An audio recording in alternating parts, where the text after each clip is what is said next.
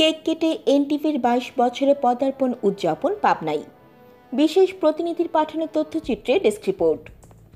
21 বছর পেরিয়ে 22 বছরে পদার্পণ করেছে বেসরকারি টিভি চ্যানেল এনটিভি। সময়ের সাথে আগামীর পথে স্লোগান নিয়ে 2003 সালে 3রা জুলাই যাত্রা শুরু করে এই চ্যানেল। পরের বছর 1 জানুয়ারি 24 ঘন্টা সম্প্রচার শুরু করে এনটিভি। 2011 সালের 8 সেপ্টেম্বর আইএসও সনদ অর্জন করে। অল্প সময়ের মধ্যেই অনুষ্ঠানের বিষয় বৈচিত্র্যের মাধ্যমে আলাদা পরিচিতি পেয়েছে এই টিভি। আজ 3 জুলাই দুপুরে পাবনা প্রেস ক্লাবের ভিআইপি অডিটোরিয়ামে মোমবাতি জ্বালিয়ে কেক কেটে ও মিষ্টিমুখ করে এক আনন্দঘন মুহূর্তের মধ্য দিয়ে বাংলাদেশের জনপ্রিয় ও প্রথম সারির স্যাটেলাইট টেলিভিশন এনটিভির 22 বছরের পদার্পণ উদযাপন করা হয়েছে। এতে প্রধান অতিথির বক্তব্য দেন পাবনা জেলা প্রশাসক মোহাম্মদ আসাদুজ্জামান।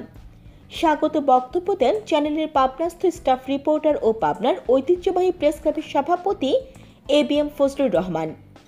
বিশেষ অতিথির বক্তব্য দেন অতিরিক্ত পুলিশ সুপার প্রশাসন ও অর্থ এসপি পদোন্নতিপ্রাপ্ত মাসুদ আলম ও পাবনার সংবাদপত্র পরিষদের সভাপতি আব্দুল মতিন খান।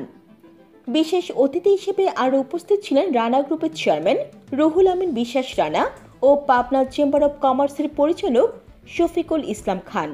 পাবনা প্রেস ক্লাবের সাহিত্য ও সংস্কৃতির সম্পাদক ইয়াদ আলী মৃধা পাভেলের সঞ্চালনায় অনুষ্ঠানে আরও উপস্থিত ছিলেন 21 টিভি পাবনা জেলার প্রতিনিধি খন্দকার রাজিউর রহমান রুমি, নিউজ 24 এর জেলা প্রতিনিধি আহমেদুল হক রানা, বাংলাদেশ অবজারভারের স্টাফ রিপোর্টার নরেশ মধু, দৈনিক বিবৃতির নির্বাহী সম্পাদক কাজী মাহবুব মোর্শেদ বাবলা, দৈনিক সিনসার সাহিত্য সম্পাদক ডক্টর মনসুর আলম, মাছরাঙ্গা টিভির পাবনা জেলার প্রতিনিধি শহীদুল ইসলাম রিজু, দৈনিক আমার বার্তা জেলার প্রতিনিধি রবিউল রনি, দৈনিক পাবনার বাণীর ভারপ্রাপ্ত সম্পাদক রহমতুল্লাহ দোলন, দৈনিক সমাজ সংবাদের জেলা প্রতিনিধি আলাউদ্দিন বিন কাশিম, প্রেস ক্লাব সদস্য মনিরুজ্জামান শিপন, বৈশাখী টিভির জেলা প্রতিনিধি মিজান তানজিল, জিটিভির জেলা প্রতিনিধি ইমরোজ খন্দকার বাপ্পি, ঢাকা পোস্টের জেলা প্রতিনিধি রাকিব হাসনাত, সাংবাদিক এম এ সালাম, জেলা দুর্নীতি প্রতিরোধ কমিটির সদস্য মাহবুবা কাজল, সিএনএফ টিভির chairman Khaled Ahmed,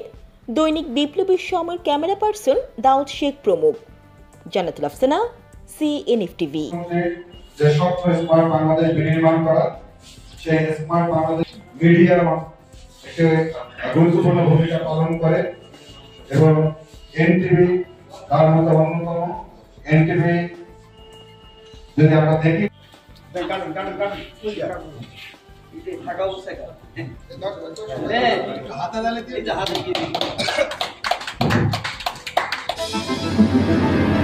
CNF TV, আমাদের দৃষ্টি জুড়ে বাংলাদেশ।